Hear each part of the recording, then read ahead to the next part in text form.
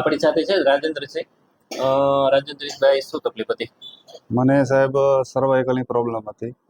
મેં આર્મી હોસ્પિટલમાં, હું એક આર્મી પર્સન છું, તો મેં અમારી હોસ્પિટલમાં બતાવ્યું. અહીંયા મને 2-3 જગ્યાએ રેફર કર્યા છે, મેન હોસ્પિટલમાં મોકલ્યા. જેમ કે ન્યુરો સર્જન હોય એની પાસે મને મોકલ્યા, અને મને એમને MRI કરાયો. MRI કરાવતા મને એને એવું લાગ્યું કે આમાં પ્રોબ્લેમ છે, ડીશમાં પ્રોબ્લેમ છે, એટલે તમારે C4 C5 ડીશ બલ છે એવું મને કીધું. અને મને એને સર્જરીની રિક્વાયરમેન્ટ કરી કે સર્જરી તમે કરાવો એમ. પછી મેં થોડું વિચાર્યું, પછી સાહેબ હારે આપણી જોડે મેં વાત કરી. એટલે લાસ્ટમાં હું જ્યારે છુટ્ટીથી ગયો ત્યારે સાહેબ આપને મળી ગયો હતો કે એક સાહેબ કે મને થઈ જશે, આ તમારો ઈલાજ થઈ જશે, પણ ટાઈમ લાગશે. પણ મારી પાસે ટાઈમ હતો નહીં, તો હું મારી જોબમાં જતો રહ્યો. એટલે પછી એવું થયું, પછી મેં આ રિપોર્ટ જોયા અને સાહેબને ફરીવાર વાત કરી કે સાહેબ આવી રીતે મને પ્રોબ્લેમ છે. તો આપ સાહેબે વાત કરી કે થઈ જશે. તો હું પાછી યુનિટમાં મારા જે રેજિમેન્ટમાં હોય મેં વાત કરી. ત્યાં મને થોડો કે કીધું કે ભાઈ તમે કેમ ઓપરેશન ન કરાયું. મેં એવું કીધું કે જો ઓપરેશન આપણો છેલ્લો રસ્તો છે, જ્યાં સુધી આપણી પાસે બીજો ઓપ્શન હોય ત્યાં સુધી આની આપણે ઓપરેશન ન કરાવાય, એવી મને ઘણાએ સલાહ કરી. એટલે હું પછી સાહેબ પાસે આવ્યો અને એમને પરફેક્ટ ઈલાજ અત્યારે 95-90% જેવું મને ફરક છે. અને પહેલા જે તકલીફ હતી, મને આ સાહેબ કમસે કમ 4 વર્ષ જેવું જૂનું છે. અરુણાચલમાં માઇનોર એવું લાગતું, પણ એટલો બધો અનુભવ ન થતો, કારણ ફિઝિકલ વર્ક હતું.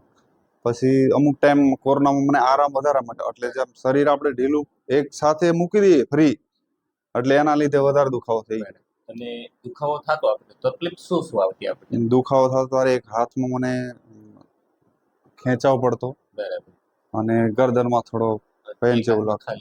એક હાથમાં, જમણા હાથમાં ખાલી આવતું. હવે તમારો જે MRI હતો ને, MRI ની અંદર આપણે C5 C6 બરાબર, C4 C5 સોરી, એની અંદર એક ગાદી આપણી ટૂંકમાં છે દબાઈ ગઈ, ખસી ગઈ છે માઇનોર, બરાબર. C5 C6 વાળી આ ગાદી ટૂંકમાં આપણી થોડી ખસી ગઈ, બલ્સ થઈ ગઈ. બલ્સ થઈને આપણી આ નસ દબાવતી હતી, ટૂંકમાં તમારી જે હાથમાં નસ આવે, બરાબર. એટલે ટૂંકમાં તમને અહીંયા જ્યારે આનો ઓવરયુઝ થાય ત્યારે ઇન્ફ્લામેશન થાય એટલે દુખાવો થાય, અને રેડિયેટિંગ પેન આપણને હાથમાં આવતું, બરાબર. આપણે શું કર્યું રાજેન્દ્રભાઈ, કે જ્યાં ગાદી ખસેલી હતી, ગાદીને આપણે આપણી ટ્રીટમેન્ટથી ટૂંકમાં ટ્રેક્શન આપી પાસે એને સેન્ટરમાં ગોઠવી. ગાદી જેવી સેન્ટરમાં આવી એવી આપણને ઓલમોસ્ટ અત્યારે ઘણું બધું સારું છે, બરાબર. આપણે કશું નથી, જે ગાદીનું અલાઇનમેન્ટ બગડ્યું હતું, ગાદીને થોડી નેચરલી આપણે એની જગ્યાએ પાસે વ્યવસ્થિત ગોઠવી, બરાબર. લેટેસ્ટ હમણાંનો એક્સરે એમાં કેવું આપણું નોર્મલ જ આવે છે, કોઈ જગ્યાએ રેડિયેશન નથી આવતું, બરાબર. અને આજે લગભગ આપણે તમને 7 કે 8 સિટિંગ આપ્યા, બરાબર. હવે કેવું લાગે રાજેન્દ્રભાઈ? અત્યારે સર બહુ સરસ લાગે, પહેલા 90% જેવું છે અત્યારે. અને રાજેન્દ્રભાઈ, કેવી લાગી તમને મારી સારવાર? નહીં સાહેબ, આ જે ખરેખર જે વગર ઓપરેશન જે થાય છે એ તો એક ગુણ જ કહેવાય, કે એક ગુણ છે એમ. નકર અત્યારે ક્યાંય પણ જાઓ ફર્સ્ટ તો એ કહે જ કે ભાઈ સર્જરી કરાવો, એની સિવાય કોઈ ઈલાજ નથી. તમે એને પૂછો તોય ના પાડે કે નહીં, બીજો રસ્તો જ નથી એમ. પણ તમારી યારે કોન્ટેક્ટમાં આવ્યા પછી મને લાગ્યું કે નહીં, ખરેખર સર્જરી વગર પણ કાંઈ થઈ શકે એવું છે. અને થયું પણ છે, રિઝલ્ટ પણ મળ્યું, બરાબર. અને રાજેન્દ્રભાઈ, તમારી જેવા તકલીફ વાળા પેશન્ટ હોય, બરાબર, ગાદી ખસી હોય, મણકા ખસ્યા હોય કે નસ દબાતી હોય, તો આ વિડિયો અત્યારે આ જે હું કહેવા માંગુ છું કે જો સર્વાઇકલનો કોઈ પણ પ્રોબ્લેમ હોય તો ખરેખર એને સર્જરી કરવી જોઈએ જ નહીં. કારણ કે સર્જરી કરવાથી એને ઘણા, મેં વિડીયોમાં જોયું ને ઘણા ડોક્ટરની સલાહ લીધી, એ કે આ સર્જરી જો તમે કરશો, એ કે બધા સ્નાયુ નસ નું બધું દિમાગ સુધી ગરદનમાંથી છે આપણા, એટલે જો અહીંયા કઈ પ્રોબ્લેમ આવી ગયો તમારું આખું શરીર કામ વગરનું થઈ જાય. અત્યારે તમે જે મુવમેન્ટ કરો, જે હરકત કરો છો એ પણ નહીં થાય, કે હાથ પગ અને આખું શરીર જો કઈ પ્રોબ્લેમ આવી ગઈ તો ઊભું જ રહેશે. પણ આમાં નોર્મલ હોય થઈ જાય, બાકી આ સર્જરી સક્સેસ તો છે જ નહીં. એવું ઘણું રહ્યું, મેં ડોક્ટર આગળ લીધું, પણ જે પછી ન કે એ તો નો જ કે. એને મને કીધું તમે ગમે થાય કે જેટલું હાલે છે એટલું હાલવા દેવું જ્યાં સુધી, પણ એ કે સર્જરી ન કરાવતા.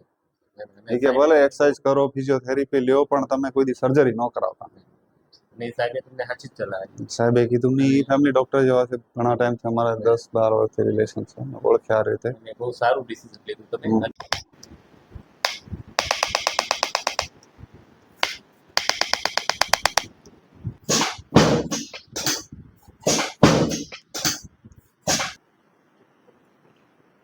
બસ ઠીક છે જસ ઊંડો શ્વાસ છોડ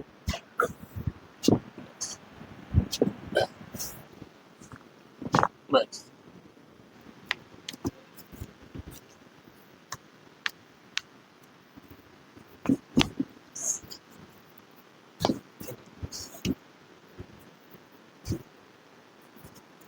બસ બસ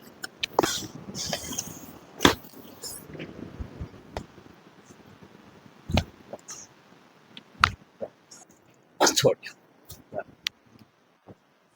શ્વાસ ને છોડ બસ ધીરે ધીરે ઊંડો શ્વાસ છોડો છોડો